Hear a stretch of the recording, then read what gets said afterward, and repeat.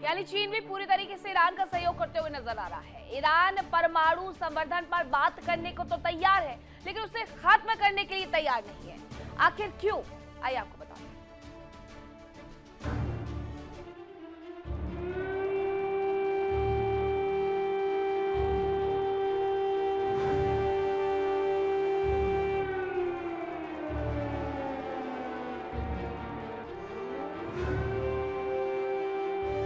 हालात बता रहे हैं कि ईरान पर हमला जरूर होगा, इसके कई संकेत मिल रहे हैं।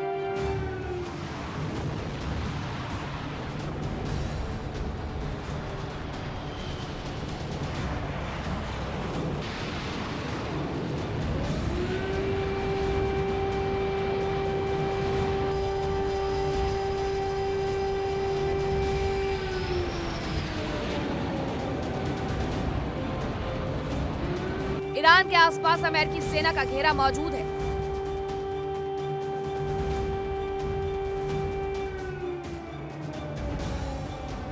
अमेरिका, इजराइल ईरान में यूरेनियम संवर्धन पर रोक चाहते हैं।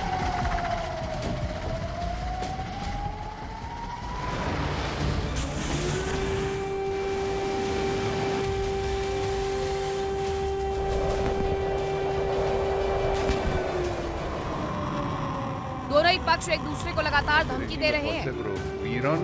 उधर बातचीत को लेकर ईरान का रुख सख्त है। उसका साफ तौर पर कहना है कि वो मिसाइल प्रोग्राम पर बात नहीं करेगा।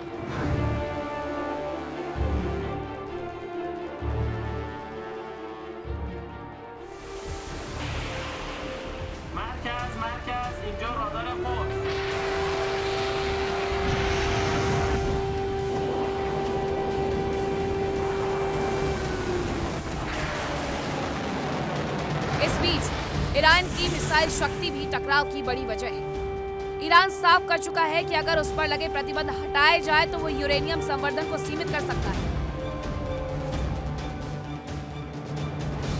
हालांकि ईरान साफ कर चुका है कि वो केवल ऊर्जा के लिए यूरेनियम संवर्धन करना चाहता है, जो एनपीटी के तहत उसका अधिकार भी है।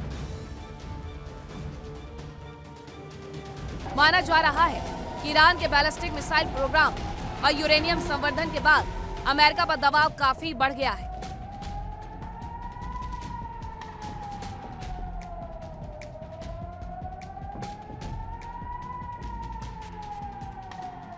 लिहाजा ट्रंप ईरान पर लगाम लगाने की पूरी कोशिश कर रहे हैं। साफ एक मिडिल ईस्ट में तनाव का माहौल है। अमेरिका और ईरान दोनों की सेनाएं तैयार हैं। बातचीत का लहजा सख्त है।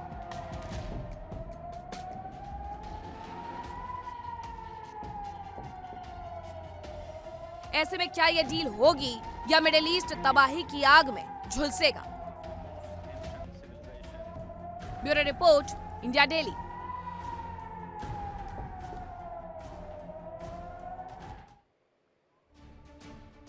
और अब खबर आपको रूस यूक्रेन युद्ध से जुड़ी हुई बताते हैं, जहां रूस के ड्रोन पर सैन्य अधिकारी का बड़ा दावा सामने आया है कि नेटो के डिफेंस सिस्टम को चकमा देने में यह सक्षम है। रूस ने यह भी कहा कि दुश्मन के इलाके में घुस करके हमला करने की इसकी क्षमता है। ये बड़ी बात कही गई है रूस के ड्रोन पर सैन्य अधिकारी की तरफ से। उनका कहना है कि नेटो का जो भी डिफेंस सिस्टम है उसे चकमा दिया जा सकता है। इसके माध्यम से दुश्मन के इलाके में घुस करके हमला किया जा सकता है। इसके माध्यम से अगर रूस के पास इस तरीके का ड्रोन है तो ये दूसरे देशों की मुश्किलें को बढ़ाने वाला है, क्योंकि ड्रोन का उपयोग इस दौरान सबसे ज्यादा किया जा रहा है, रशिया की तरफ से किया जा रहा हो या यूक्रेन की तरफ से किया जा रहा हो।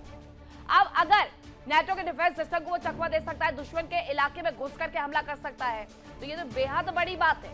अब देखिए, ये आपको ड्रोन के हमले से जुड़ी हुई कुछ तस्वीरें याद दिला दे। ये तस्वीरें देख करके जरा अंदाजा लगाइए कि ड्रोन ने इस युद्ध के दौरान कितनी ज्यादा तबाही लेकर के आई है। जगह जगह ड्रोन ने जाकर के तबाही लाई है। ब्लास्ट की सिर्फ और सिर्फ तस्वीरें नजर आई है, विस्फोट की सिर्फ और सिर्फ तस्वीरें दिखाई दी है।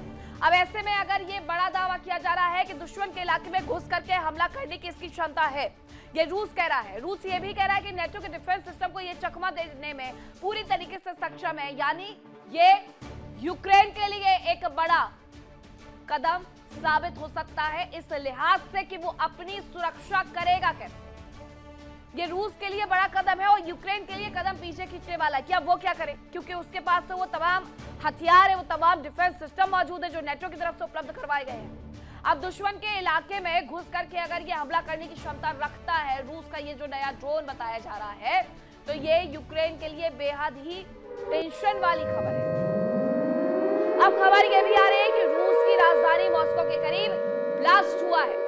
ये बड़ी खबर आपको बता रहे हैं, रूस की राजधानी मॉस्को के पास ब्लास्ट हुआ है। मॉस्को के पास हथियार डिपो में ये ब्लास्ट हुआ है, ये बताया जा रहा है। रूसी सेना को बड़े नुकसान का दावा किया गया है। तस्वीरें भी इसके सामने आ गई है कि किस तरीके से मॉस्को के निकट ये ब्लास्ट किया गया है, जिसकी वजह से हथियार डिपो को अच्छा खासा नुकसान पहुंचा है। हालांकि यूक्रेन की तरफ से बार बार ऐसी जगहों पर निशाना बनाया जा रहा है जहां पर या तो उसका ऊर्जा संयंत्र स्थापित है या फिर उसके हथियार स्थापित है रूस के। वहां पर यूक्रेन जाकर के घात लगा करके हमला करता है और उसके बाद तस्वीरें कुछ ऐसी नजर आती है, सिर्फ और सिर्फ धुएं का गुबार नजर आता है और उसके बाद रह जाता है तो जले हुए वो हथियार जो कि यूक्रेन ने जला करके राख किए हैं, वो भी रूस के अंदर घुस करके। अब आप जरा समझिए कि रूस के अंदर घुस करके इतने अंदर तक जाकर के मॉस्को के पास जाकर के वो हथियार डिपो को अगर ब्लास्ट कर रहा है, तो ये भी रूसी सेना के लिए टेंशन की जानकारी है। अब ये दो खबरें, एक खबर यूक्रेन का टेंशन बढ़ा रही है तो दूसरी खबर रूस का टेंशन बढ़ा रही है। एक खबर ये कह रही है कि रूस ये दावा कर रहा है कि उसके पास इस तरीके के ड्रोन है जो कि पूरी तरीके से रडार सिस्टम से भी बाहर जाकर के डिफेंस सिस्टम को भी नुकसान पहुंचा सकते हैं। तो दूसरी तरफ यूक्रेन मॉस्को के पास तक चला गया, हथियार डिपो में उसने ब्लास्ट कर दिया और ये भी ड्रोन के माध्यम से किया गया होगा, क्योंकि ड्रोन का इस्तेमाल रूस हो या यूक्रेन हो, दोनों की तरफ से किया जा रहा है। अब यूक्रेन ये भी कह रहा है कि उसने रूसी सेना को एक बड़ा नुकसान कर दिया है, ये दावा उसकी तरफ से किया जा रहा है। अब रूस हो या यूक्रेन हो, ये युद्ध 4 साल पूरे करके 5वें साल में प्रवेश कर गया है। बातचीत की उम्मीद नजर आती है, बातचीत अभी होगी। इस हफ्ते मीटिंग होने वाली है और इस मीटिंग में रूस और यूक्रेन के बीच को भी लेकर के मध्यस्थता अमेरिका करेगा, लेकिन उसके बाद क्या ये युद्ध रुकेगा, ऐसा नजर बिल्कुल नहीं आता।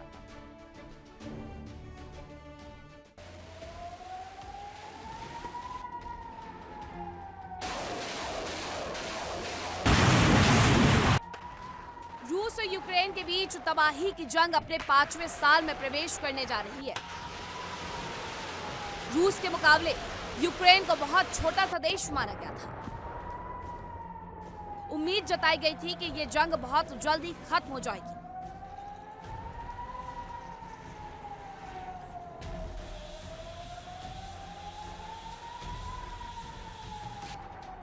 अमेरिका और यूरोपीय देशों से मिले हथियारों की बदौलत यूक्रेन आज भी जंग में बना हुआ है। वो न केवल रूस के हमलों का जवाब दे रहा है, बल्कि रूस की राजधानी तक को दहला रहा है।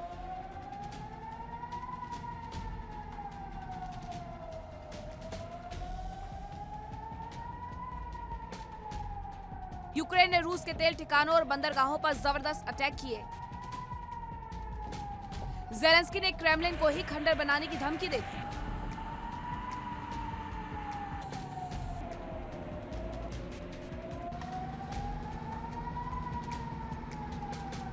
यूक्रेनी सेना ने रूस पर 2 चरणों में जबरदस्त अटैक किए। पहले चरण में 200 ड्रोन से हमला किया गया, जिससे एयर डिफेंस सिस्टम कंफ्यूज हो गए। जिसके बाद फिर 100 ड्रोन से हमला किया गया।